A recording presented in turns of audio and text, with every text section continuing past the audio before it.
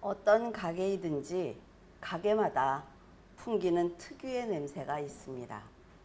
어떤 가게에 들어가면 향수 냄새가 나요. 어떤 가게는 담배 냄새가 나며 어떤 가게는 독한 화학약품 냄새가 나는 곳도 있습니다.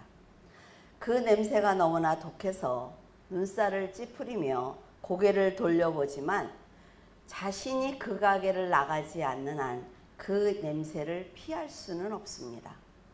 냄새를 맡지 않는 방법은 오직 하나, 그 장소를 떠나는 것뿐이에요. 그곳을 떠날 마음도 없으면서 그 안에서 난 이 냄새가 싫다고 화를 내거나 냄새를 없애달라고 한다면 그것처럼 어리석은 사람은 없습니다.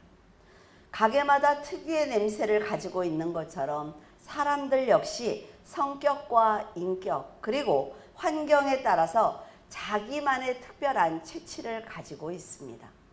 살아온 세월이 그 사람의 인격과 성격을 만들기 때문에 숨기고 싶어도 숨길 수 없으므로 그 사람에게서 풍기는 체취는 그가 어떤 사람인지 알려주는데 아주 중요한 역할을 합니다. 제가 이제 신학 공부를 할 때 남자 강도사님이 계셨어요. 근데 그분이 그 전에 개를 잡는 일을 했다고 하시더라고요. 그래서 저희 집에 한번 초청을 해서 같이 밥을 먹는데 저희 집에 있는 강아지가 그분이 문을 열고 들어오는 순간 그냥 오줌을 싸면서 못 걸어요. 그래서 저는 그분이 그런 직업을 갖고 있는지 몰랐어요. 근데 저희 강아지가 못 걷는 거예요. 그러면서 계속 오줌을 싸는 거예요. 그래서 이게 왜 이래요? 그랬더니 실은 제가 전에 이런 일을 했습니다. 근데 어떻게 알죠? 정말 놀라웠어요. 그래서 이게 숨기려도 숨길 수가 없는 거구나 라는 생각을 한 적이 있거든요. 그러면 여러분에게는 어떤 향기가 나고 있습니까? 여러분은 어떤 향기로 사람들에게 기억되어지고 있습니까? 사람들이 여러분의 향기가 좋아서 여러분 곁에 있기를 원하고 있어요? 아니면 여러분이 가기만 하면 인상을 찡그리면서 여러분의 곁을 떠나고 있습니까? 만약 여러분의 향기를 싫어한다면 여러분은 고집을 피우지 말고 지금까지 살아온 삶의 방향을 바꾸어야만 합니다.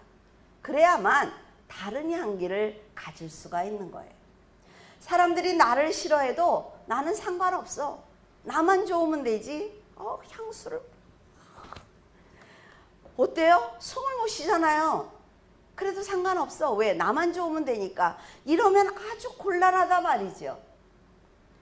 그런 사람은 한참 인생을 돌아가야 할 수도 있습니다. 하나님께 눈물을 흘리면서 회개해야 되는 일이 생길지도 모른다 말이죠. 그 길로 가면 절벽입니다라고 얘기를 하면 돌이켜야죠. 괜찮아요. 나 끝까지 가보고요. 이런 사람은 답답하지 않습니까? 어떤 사람은 남의 말을 하기를 좋아하고 남을 비방하며 늘 불평하는 삶을 살기 때문에 역겨운 냄새를 풍기는 사람도 있습니다. 물론 사람은 완벽할 수가 없어요. 그렇기 때문에 실수하기도 하고 나도 모르게 남의 말을 하다가 후회하기도 합니다. 그러나 그것이 죄가 되는 일이라면 반드시 고쳐야 하며 좋은 냄새가 나도록 노력해야 하는 것입니다. 선을 행하는 것은 언제나 사랑이 바탕이 되어야 하는데 어떤 사람들은 사랑보다는 의무를 행하는 사람들이 있어요. 사랑과 의무는요, 겉으로 보면 똑같습니다. 하는 행동들이 똑같단 말이죠. 좋은 사람 같고 좋은 말만 하는 것 같고 정말 저 사람은 괜찮은 사람이야 라는 말을 들을 수도 있지만 정말 그 사람 안으로 들어갔을 때, 그 사람과 대화를 했을 때 내가 맡는 향기는 이것이 사랑인지 아니면 의무인지 알 수 있다는 거죠. 그래서 내가 하는 모든 일은 사랑이 바탕이 되어야 예수 그리스도의 향기를 풍길 수가 있는 것입니다. 하나님을 진심으로 사랑해서 헌신하는 것과 보여주기 위해서 일하는 것, 그리고 사람을 진심으로 사랑해서 나를 희생하는 것과 의무로 하는 것은 하는 일은 똑같아요. 하지만 동일하지 않다는 것입니다. 솔로몬은 하나님께서 주신 지혜의 향기가 진동하던 사람이었어요. 그래서 하나님이 그 사람만 보면 나는 너를 사랑해. 내가 너를 도와줄 거야. 내가 너와 함께 할 거야. 네가 기도해. 내가 네 기도를 다 들어줄 거야. 이런 사람이었단 말이죠. 그가 가진 지혜가 너무나 귀해서 사람들은 그의 곁에 모여들었습니다. 하나님께서도 솔로몬을 사랑하셨기 때문에 지혜와 은혜가 넘치도록 주셨어요. 솔로몬은 하나님께서 주신 지혜가 성읍의 열유사보다 더 지혜롭고 능력이 있다 이렇게 말하고 있습니다. 알고 있다 말이죠. 내가 하나님 안에 있을 때 내가 평안을 누렸고 내가 세상을 두려워하지 않았으며 내가 하나님과 함께 할 때 하나님께서 내 길을 예비하셨다는 걸 다 안다 말이죠. 그래서 이 사람은 제가 하나님의 법을 지키겠습니다 라는 약속을 드립니다. 그러나 그는 점차 하나님의 지혜를 자신의 의로 착각하기 시작을 했어요. 사람들이요 계속 칭찬하잖아요. 그리고 내 생활이 어렵지 않잖아요. 그러면 착각하기 시작을 합니다. 교만과 정욕과 음란의 냄새를 풍기기 시작을 한 것입니다. 하나님의 도움으로 큰 권력을 갖게 되자 백성들을 함부로 다루기 시작을 했습니다. 더 많은 땅을 차지하기 위해서 이방 여인들 1000명을 아내로 들였어요. 자기의 비위를 마치기 위해서 아첨하는 말에 귀를 기울이면서 솔로몬의 거룩한 향기는 세상의 악취로 변하고 말았습니다. 완벽하게 보였던 다이아몬드도 흠이 있다고 해요. 그것처럼 솔로몬은 자신이 지혜롭게 살았다라고 생각했던 그 지난 시간을 돌아보니까 인간의 교만과 타락과 죄로 뭉친 결함의 결정체였구나 라는 것을 알게 되었습니다. 다른 사람들을 비방하고 이간질하며 자신의 눈과 귀를 가렸던 사람들이 자기에게 꼭 필요한 사람이구나 라는 생각을 했어요. 속은 거죠. 더 큰 권력을 갖기 위해서 아부하는 사람들이 정말 충성하는 사람이구나 라고 속았단 말이에요. 그러나 그들의 말을 마음에 두니까 지혜의 향기는 사라지고 세상의 악취가 그의 채취가 되고 말았습니다. 솔로몬은 그제야 자기를 이용하려던 사람만이 내 곁에 남아있구나 라는 것을 알게 되었어요. 하나님의 사람을 만나고 싶어도 없다 말이죠. 왜? 그들의 말을 듣지 않았으니까. 그런 자신을 보면서 내가 정말 헛된 인생을 살았네 라는 고백을 하는 거예요. 솔로몬처럼 하나님의 지혜를 쉽게 버리는 사람은 사탄과 세상에게도 쓸모가 없습니다. 여러분들이요 믿음을 지키기 위해서 노력을 해야 천사도 나를 지키고 사탄도 내 곁에 있는 거예요. 그런데 내가 하나님의 은혜를 버리면 천사가 떠나가니까 사탄은 내가 쓸모없는 거예요. 왜? 가만히 놔둬도 타락할 거니까. 굳이 귀찮게 할 거 없단 말이죠. 여러분 믿음을 갖는 것이 얼마나 중요한지 모른단 말이죠. 그래서 세상에 어처구니 없는 일을 계속 당하며 사는 거예요. 하나님의 지혜가 충만할 때 나는 향기는 믿음이 없는 세상 사람들도 그 향기를 좋아합니다. 왜? 거룩한 향기거든요.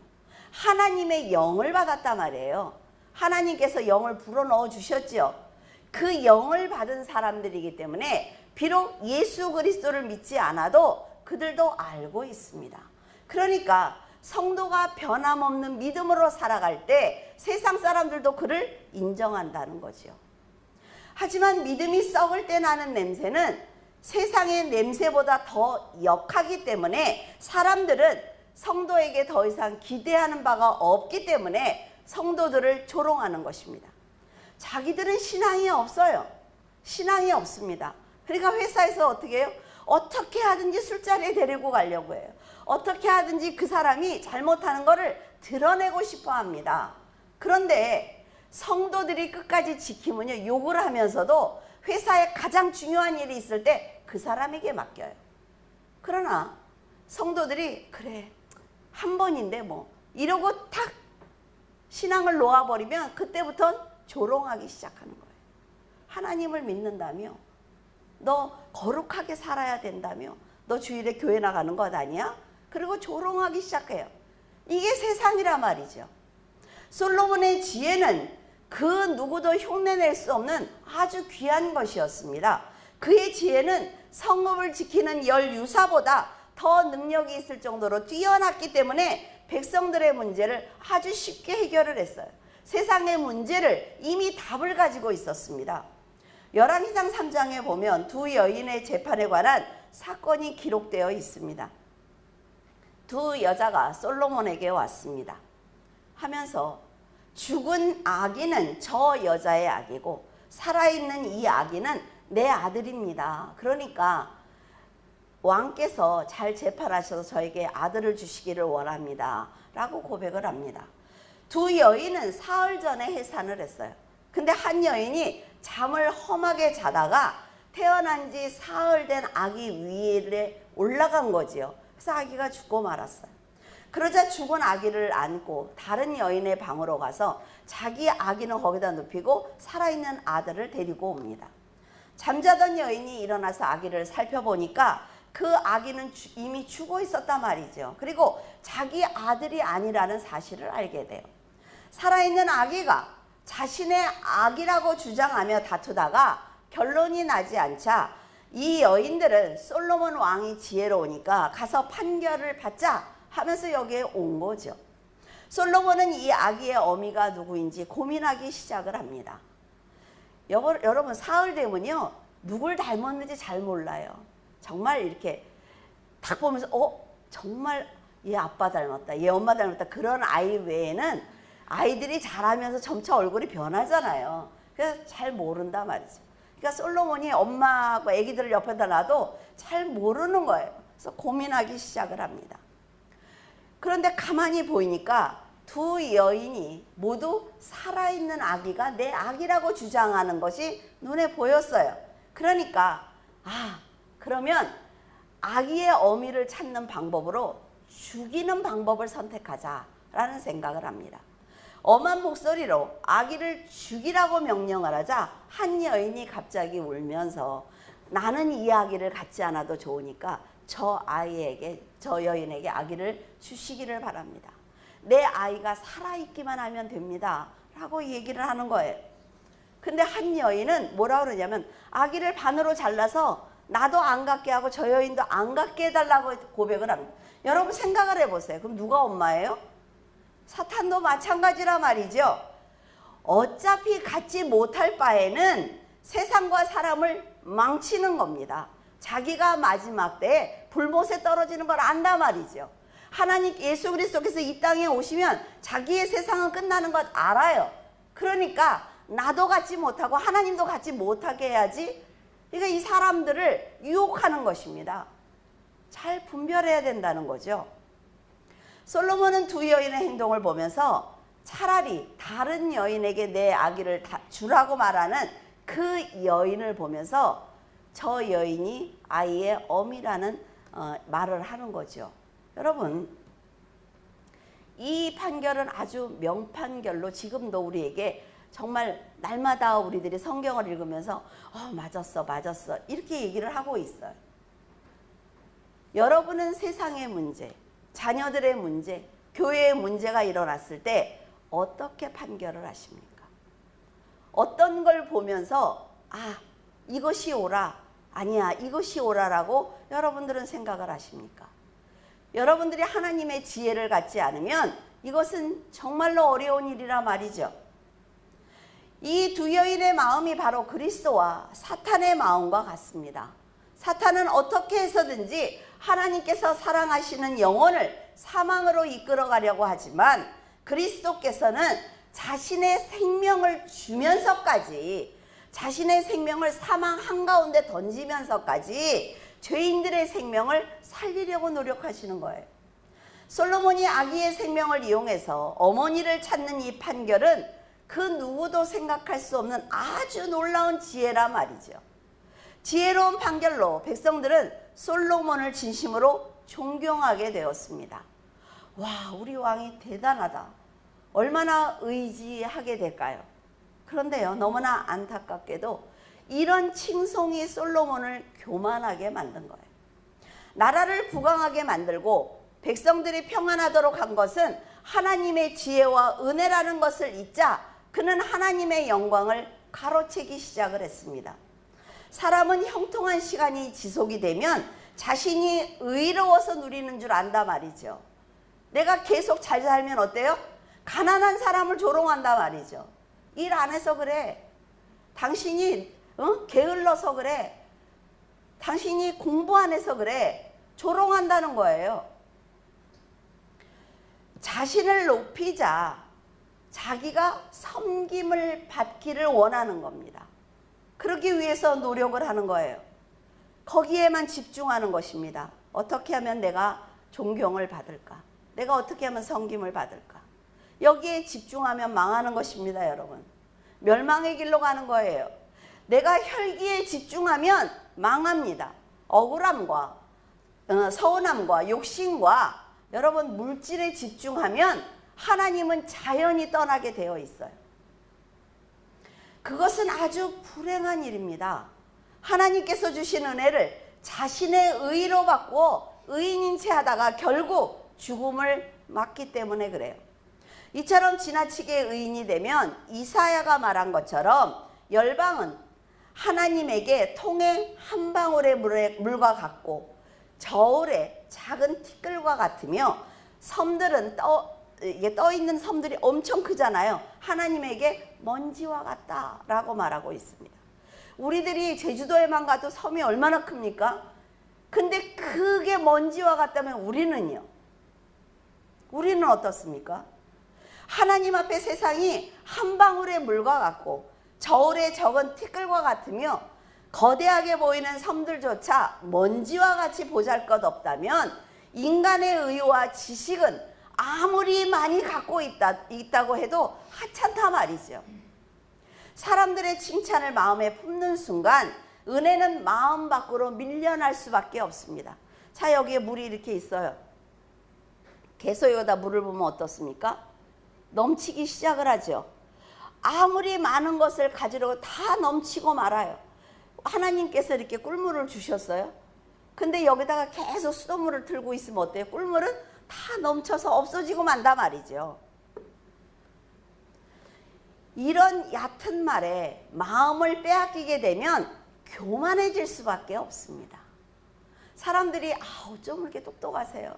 어쩌면 그렇게 잘났어요. 어쩌면 이렇게 예쁘세요. 그럼 다 뭐예요, 그거? 그죠? 다 소용없어요.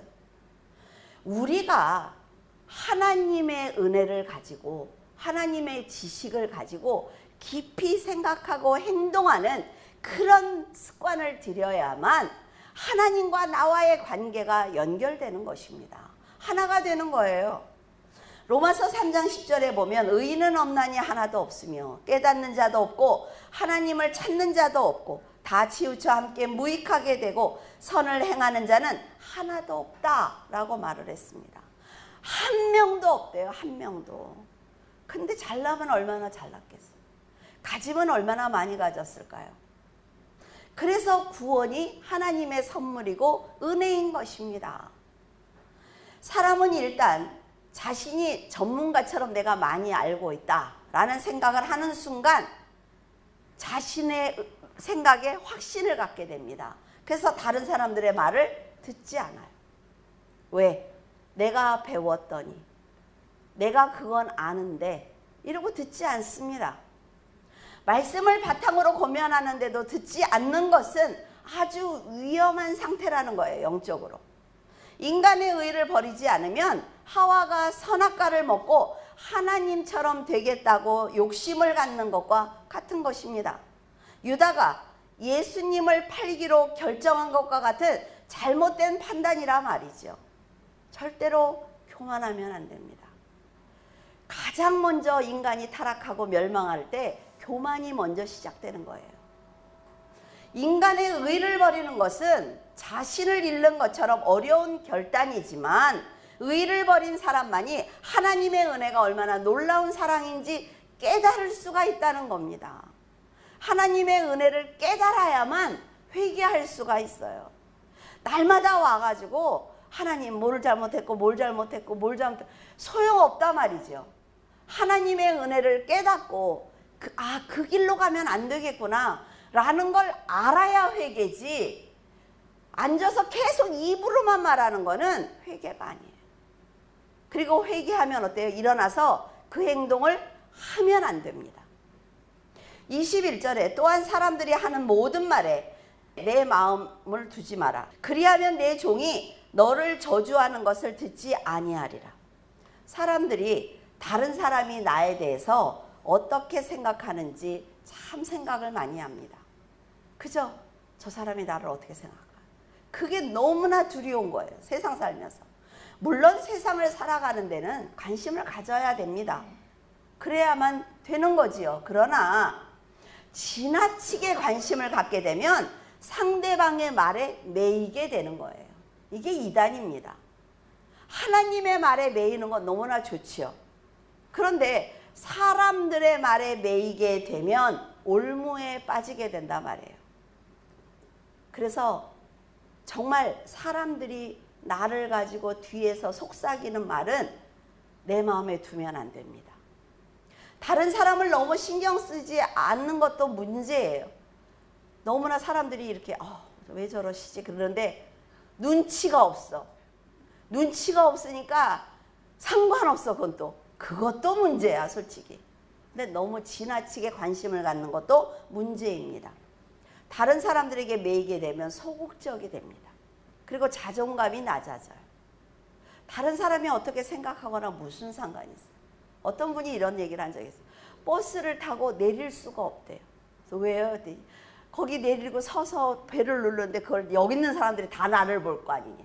아이고 어쩌라고. 어때요? 그럴 수 있어 그 나이에. 근데 좀 너무한 거 아니에요? 인터넷에 올라오는 댓글을 보고 삶 자체가 흔들려서 자살하는 연예인들을 보면서 안타까운 마음을 갖고는 합니다. 자신의 인격을 모독하고 함부로 판단하는 글을 읽게 되면 당황스럽지요. 그리고 두렵고 고통스럽습니다. 하지만 그들의 말이 모두 옳은 것은 아니라는 거예요. 세상 사람들의 말은 그저 공중에서 사라지고 마는 하찮은 것입니다. 그러니까 평상시에 내가 굳건한 반석 위에 서 있으면 판단할 수 있습니다. 저 사람이 지금 나한테 하는 말이 옳은 말인지 아닌지 판단할 수 있어요. 그런 사람들의 말을 듣고 하나님께서 주신 생명을 마음대로 한다는 것은 어리석은 선택입니다. 야고보가 말하기를 사람들은 살다 보면 누구나 실수할 수밖에 없지만 만일 말에 실수가 없다면 그 사람은 온전한 사람이다 라고 말을 했습니다. 사탄은요 하나님을 대적하는 것이 목적입니다. 그래서 성도들은 굳은 마음을 가지고 인생을 멀리 봐야 돼요. 멀리 보면서 판단할 줄 알면 절대로 지금이 슬프거나 외롭거나 한탄스럽지 않습니다. 멀리 봐야 돼요. 예수 그리스도께서 공중에서 나를 언제 부르실지, 내 종말이 언제일지 생각하면 지금 이 일은 아무 일도 아니라 말이죠. 내가 지금 이 일에, 이 혈기에, 이 복수에 집중하다가 자 올라오라 하는데 못 들으면 어떻게 할 거예요? 예수 그리스도를 믿으면 내 인격이 변합니다. 예수 그리스도를 믿으면 말과 행동이 변해요. 그래서 여러분들에게 지금 20년 동안 말씀드린 게 뭐냐면 세상이 어떻게 변합니다. 지금 뭐가 어떻습니다. 뭐 이런 얘기보다 예수 그리스도를 믿어야 하나님께서 올라오라 그러면 갈 수도 있고 내 생명이 끝나면 천국에 들어갈 수 있기 때문에 오직 그것에만 집중해서 여러분들에게 말씀을 드리고 있는 거예요. 예루살렘 성을 중건하기 위해서 유다 총독으로 온 느헤미야를 보면 그가 하나님을 의지하는 신앙이 얼마나 대단한지 알 수가 있어요. 산발락과 도비야와 게셈은 느헤미야가 성을 중건한 것을 방해하기 위해서 그를 모함했습니다. 사람들이 감당할 수 없는 거예요. 그 모함은. 그들은 느헤미야가 성을 건축하고 나서 이 유다의 왕이 되려고 한다라고 모함을 합니다. 그래서 이거를 못하게 해야 돼. 자기들끼리 앉아서 그러고 있는 거예요. 그런데 느헤미야는 그 말을 들었습니다. 그런데 흔들리지 않아요. 왜? 나는 왕이 되려는 것이 아니라 나는 총독의 자리에서 성을 건축하고 성벽을 건축해서 백성들을 지키려는 거지요. 하나님의 나라를 보존하려는 거예요. 그렇기 때문에 그는 흔들리지 않습니다. 하나님만 바라보면서 유다와 백성들을 위해서 성을 중건했어요. 사람들의 말을 들었을 때 그것이 자신을 돕는 말인지 아니면 낙심하게 하기 위해서 비방하는 말인지 먼저 분별해야 합니다. 성도로 살아갈 수 있도록 돕는 말인지, 내가 듣기에 너무나 힘들고 아픈 말이지만 나를 하나님의 자녀로 살아가기 위해서 하는 말인지, 아니면 좋은 말만 하는데, 만나기만 하면 좋은 말만 하고 칭찬하는 것 같지만 신앙을 심하게 흔드는 말인지 판단하지 못하면 여러분, 가는 길이 달라진다 말이죠. 누구나 살면서 실수합니다. 완전하지 않아요. 그런데 혹여 다른 사람들이 나를 비방하는 말을 들었을 때 여러분, 너그럽게 이해해 주는 것 또한 지혜입니다. 왜냐하면 나도 가끔은 남들을 비판하기 때문에 그래요. 좋은 말만 합니까? 그렇지 않아요. 내가 힘들면 힘들다고 말하겠죠. 그러면 그 사람도 나를 그렇게 했겠죠. 그러면 한 번쯤은 너그럽게 넘어가야 한다는 거예요. 그래서 다른 사람들이 나를 비방하는 말을 들었을 때는 관대해야 하고, 내가 다른 사람을 비방한 것이 생각나거든 하나님께 회개해야만 합니다. 솔로몬이 전도서를 통해서 말하고 싶은 것은 자기의 결정과 판단이 모두 의롭다는 생각을 버리라는 것입니다. 이것은 그가 젊었을 때, 자기가 젊었을 때를 이렇게 뒤돌아 보니까 자기가 의인인 체하고 자기가 많이 아는 척하고 자기가 말하는 것이 다 옳은 척했던 그 시간들이 별 의미가 없다는 것을 알았기 때문이에요. 하나님의 지혜를 자신의 지혜인 것처럼 착각을 하면서 지혜를 남용하는 것은 하나님을 이용하는 큰 죄가 되는 것입니다. 그래서 얘기할 때 내 말이 좀 힘이 없는 것 같으면 하나님이 그러셨어요, 이렇게 얘기할 수 있잖아요. 그렇죠? 그거는 하나님을 이용하는 죄라는 것입니다. 솔로몬은 자신의 지혜를 믿고 살았지만 세월이 흐르고 나니까 인생은 결국 하나님의 손에 달린 거구나. 정말 아무것도 아니네. 내가 그렇게 가난할 때 내가 열심히 살았기 때문에 잘 산 것이 아니라 하나님께서 나에게 부어주셨구나 라는 걸 알 수 있단 말이죠. 하나님께서 인생을 이끌어 가시는 그 시종을 인간은 절대로 헤아리지 못한다는 걸 솔로몬이 나이가 들고 나서야 깨닫게 된 거예요. 26절에 마음은 올무와 금을 갖고 손은 포승 같은 여인은 사망보다 더 쓰다는 사실을 내가 알아내었도다.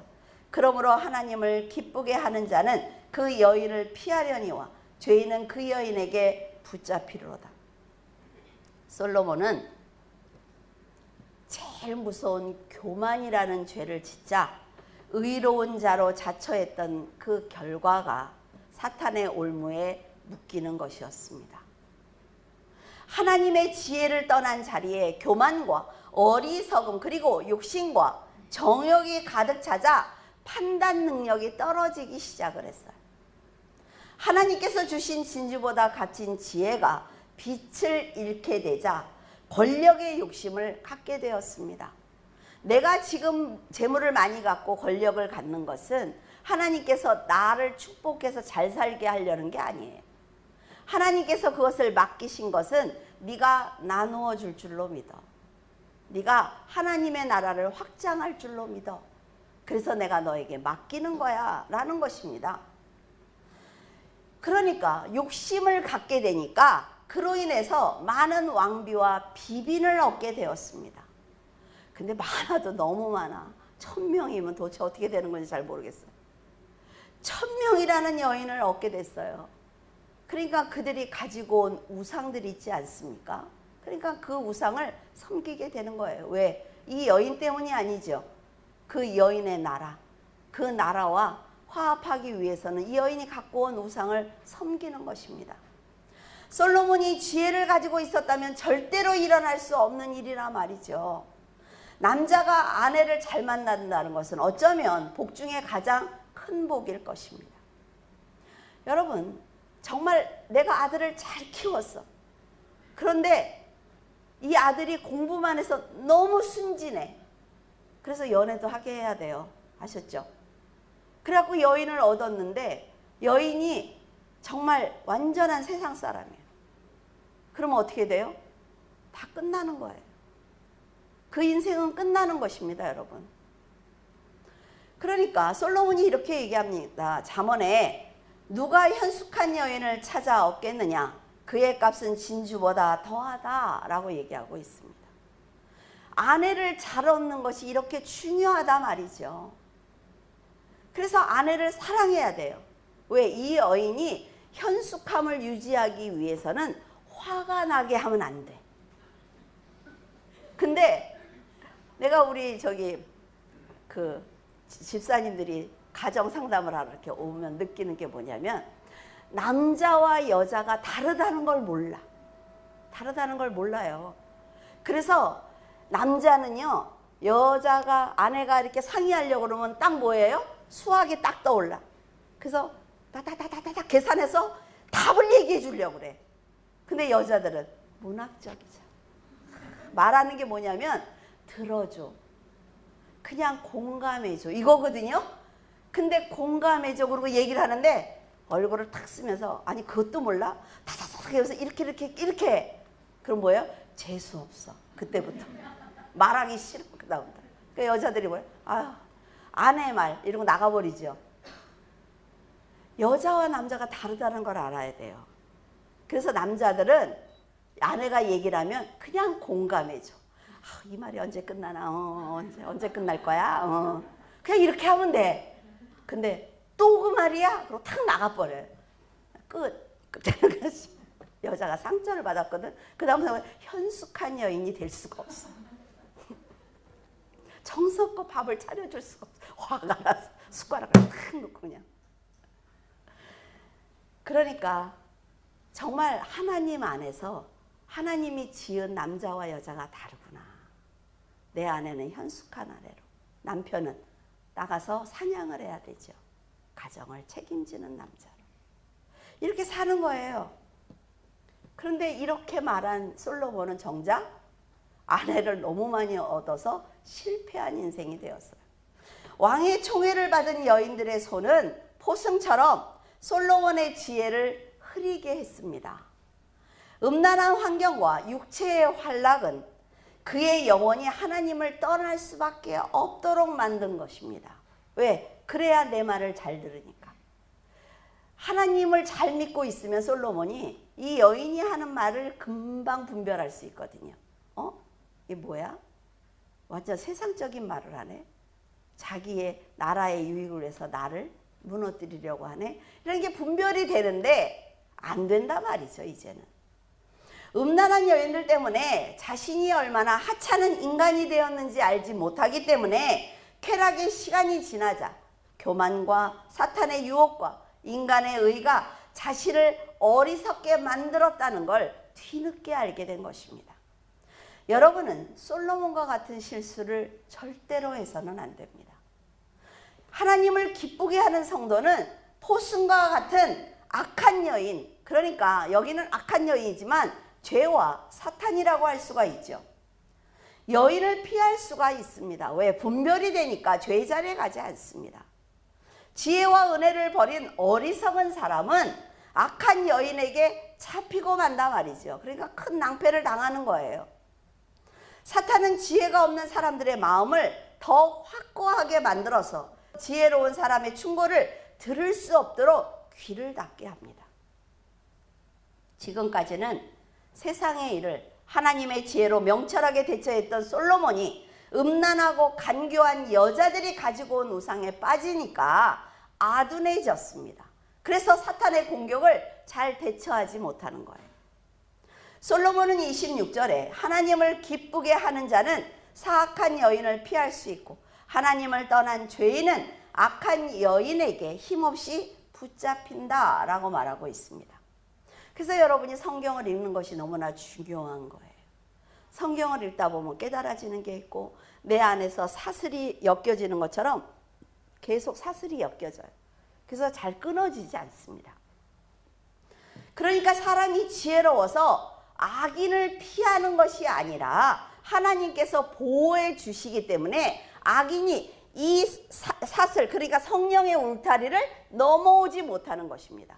그러니까 세상을 살면서 내가 지혜로워서 잘 사는 것이 아니고 내가 잘 살았기 때문에 어려움을 당하지 않는 것이 아니라는 거예요. 모든 것이 하나님의 은혜라는 것입니다. 솔로몬이 말하는 여인은 우상을 숭배하던 음탕한 이방 여인을 말하는 것이지만 지금 성도들의 입장에서 보면 물질과 인간관계와 인간의 의라고 말할 수가 있습니다. 하나님께 모든 것을 맡기지 않고 자기 마음대로 사는 인생은 올무와 그물에 사로잡힐 수밖에 없단 말이죠. 사탄의 포승줄에 묶일 수밖에 없는 거예요. 여러분 한번 수갑에 채우고 죄인들을 보세요. 큰 죄를 진 사람일수록 더 심하게 묶습니다. 처음에 수갑만 채우죠. 근데 더 죄 진 사람은 여기다 수갑에다가 뒤에다 끈을 이렇게 묶어요. 더 죄 진 사람은 발에다가 쇠고랑을 채우죠. 점점점 하나님도 마찬가지라는 거예요. 사탄이 이 사람을 어떻게 하고 있느냐에 따라서 하나님의 도우심도 달라집니다. 솔로몬은 28절에 이렇게 얘기해요. 내 마음이 계속 찾아보았으나 아직도 찾지 못한 것이 이것이라. 1000사람 가운데 한 사람을 찾았으나 이 모든 사람들 중에서 여자는 한 사람도 찾지 못했다라고 얘기하고 있습니다. 그러니까 여자라니까 우리 같은 여자를 얘기하는 게 아니에요. 또 남자분들도 아이고 1000사람 중에 들어가지도 못해 이렇게 하면 안 된단 말이에요. 1000사람 가운데 찾은 한 사람은 바로 자기를 얘기하는 거예요. 솔로몬이. 그래도 내가 고민하고 하나님의 말씀 안에 살려고 회개하다 보니까 이거였구나. 그런데 어때요? 자신은 자신이 회개했는데 내가 만난 그 수많은 사람들, 이 수많은 사람들이 하나님 앞에 온전히 선 사람이 없네 라는 걸 깨달은 거죠. 이처럼 인간이 세상을 향한 욕심을 갖는 것은 결국 돌이킬 수 없는 죄라는 걸 알 수가 있습니다. 하나님께서는 인간과 피조물을 창조하실 때 공의의 하나님께 순종하도록 만드셨어요. 그렇기 때문에 하나님의 뜻을 거역하고 자신의 욕심을 위해서 사는 것이 바로 죄입니다. 29절에 내가 깨달은 것은 오직 이것이라. 곧 하나님은 사람을 정직하게 지으셨으나 사람이 많은 꾀들을 낸 것이니라.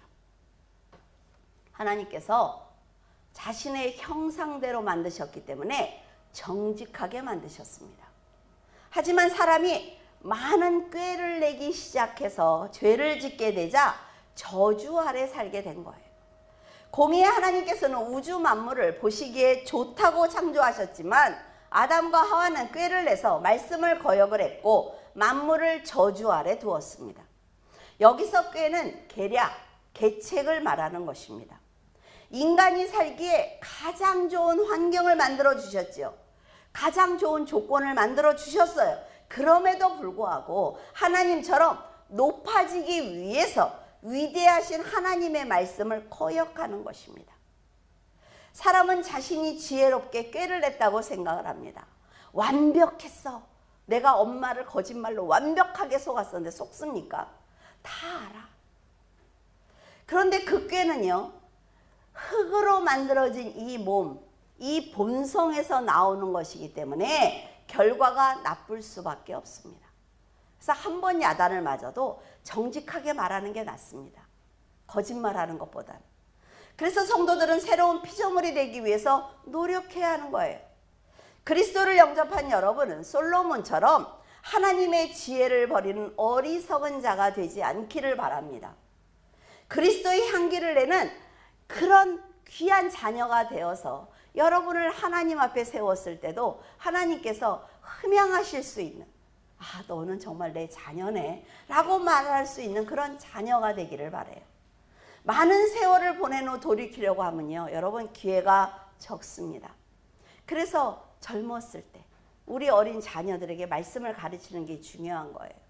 저처럼 이렇게 나이를 먹으면 돌이키려고 해도 기회가 적다 말이죠. 머리에 서리가 내리고 얼굴에 깊은 골짜기가 생겼을 때 이제는 알아요. 거울을 보면 어떻습니까? 맨 주름투성이잖아요. 화장해도 안 돼 이제는. 그런데 거울을 보면서 어때요? 아, 이제는 선이 뭔지 알겠어. 죄가 뭔지 알겠어.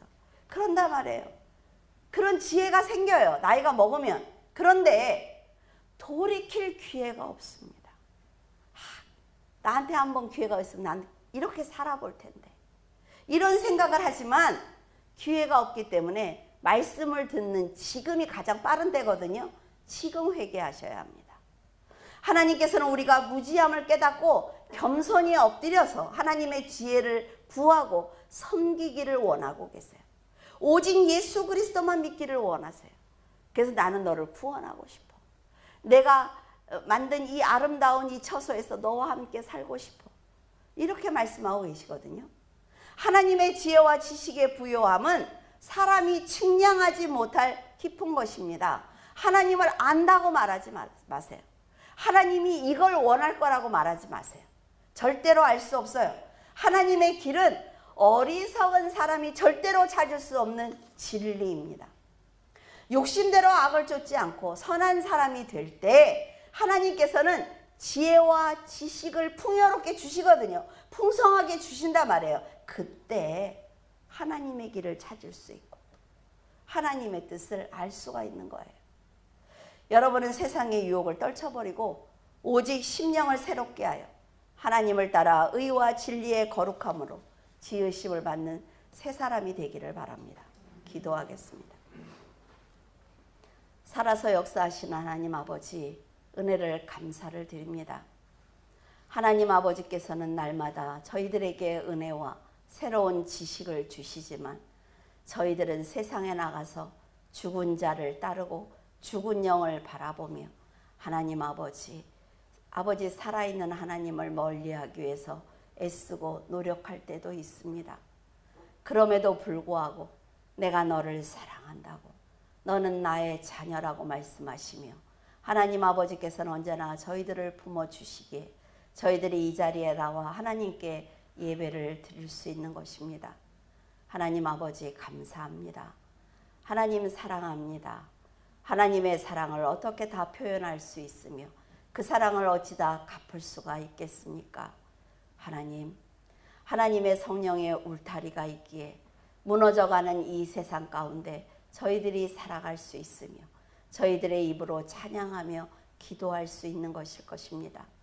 하나님 아버지 저희들을 붙들어 주시옵소서.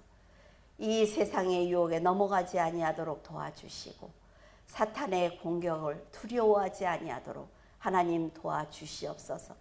저희들은 천사들의 보호를 받으며 하나님의 놀라우신 은혜를 덧입고 성령께서 저희들의 심령에 함께 하시는 하나님의 자녀입니다. 하나님의 백성입니다.